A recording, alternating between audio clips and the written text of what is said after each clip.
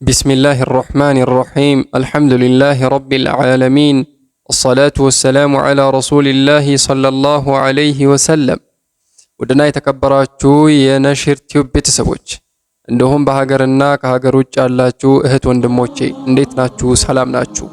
እንግዲህ እንደሚታወቀው በባለፈው ፕሮግራማችን መቃኢደቱ ኑራንያ الدرس الأول ጀምረን ጨርሰናል። በዛሬ ፕሮግራም ደግሞ الدرس الثاني ወይንም ክፍል 2ን የምንመለከት ይሆናል። እስከ መጨረሻው ድረስ አብራችሁኝ ሁኑ። ለቤቱ አዲስ ከሆናችሁ ሰብስክራይብ፣ ላይክ፣ ሼር ማድረግ እንዳይረሳ። ለእህት ወንድሞች ሼር አድርጉላቸው። የአጅሩ ተካፋይ ሁላችንም እንሆናለን ማለት ነው። ወደ ትምህርቱ እንገባለን።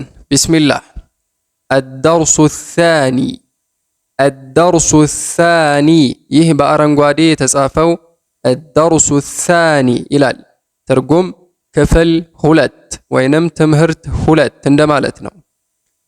ይህ በቀይ የተጻፈው ደግሞ حروف الهجاء المركبة حروف الهجاء المركبة ብለን እናነባዋለን።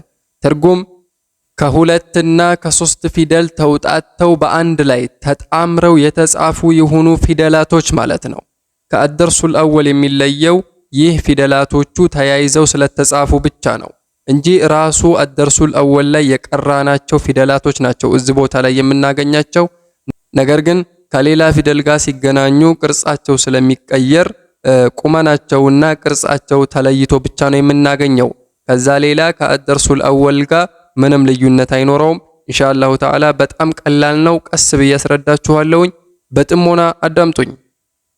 ይቺ ልክ እንደምታስታውሷት አደርሱል አወል ላይ የምናገኛት ሁሌም በዚህ መልኩ የምትጻፍ የሆነች ናት። ማንኛውም ቦታ አሊፍ በዚህ መልኩ ነው የምትጻፈው ማለት ነው። እሷ ላይ ስለማይቀጠል ይቺ ከህጋችን አትገባም። ስለዚህ ይቺ ምን ብለን እናነባታለን?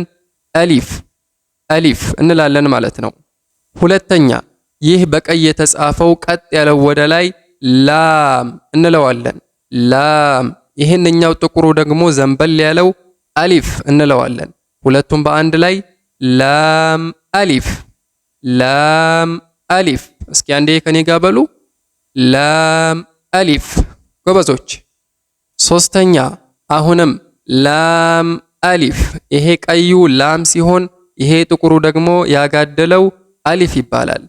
ላም አሊፍ። እነዚህ ሁለቱ ምንድናቸው ማለት ነው? ተመሳሳይ ናቸው። የሚለያዩት በምንድነው? በቅርጽ ብቻ። ቅርጻቸው ይለያያል። ነገር ግን ከዛ ሌላ ባለው ስማቸው አንድ አይነት ነው ማለት ነው።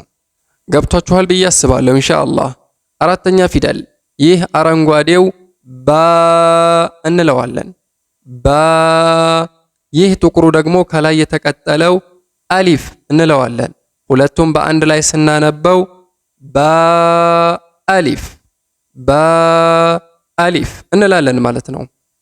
ቀጣይ ላም አሊፍ። አሁንም ይህ ጥቁሩ ወደ ቀኝ በኩል የተኛው ላም ሲሆን ቀዩ ደግሞ አሊፍ ይባላል።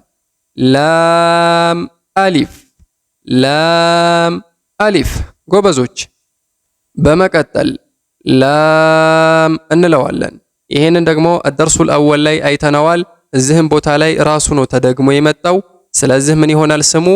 ላም ላም እንላለን ማለት ነው። በመቀጠል ላም አሊፍ። አሁንም ይህ ቀዩ ላም ሲሆን ጥቁሩ ደግሞ አሊፍ እንለዋለን። ላም አሊፍ ላም አሊፍ። ቀጣይ ላም ሐ። ይህ ከላይ ያለው ቀዩ ላም ሲሆን ከስር ያለው ደግሞ ሐ ይባላል። ቀጭኑ ሐ ማለት ነው።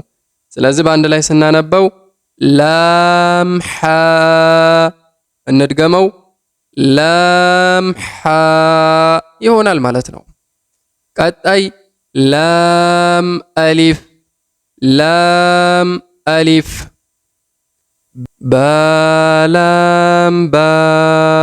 ይህ አረንጓዴው ባ ይሆናል። ከስር አንድ ነጥብ ያለው። ወደ ላይ ቀጥ ያለው ደግሞ ቀዩ እሱ ላም እንለዋለን። ቀጥሎ ያለው አረንጓዴው ባ እንለዋለን። በአንድ ላይ ስናነባቸው ባላም ባ ይሆናል ማለት ነው። በመቀጠል ካፍ ካፍ። አሁንም ካፍ ካፍ ካፍ ባ ካፍ ባ። አሁንም ይሄ ቀዩ ካፍ ባ ካፍ ባ። ባ የምንለው አረንጓዴውን ነው።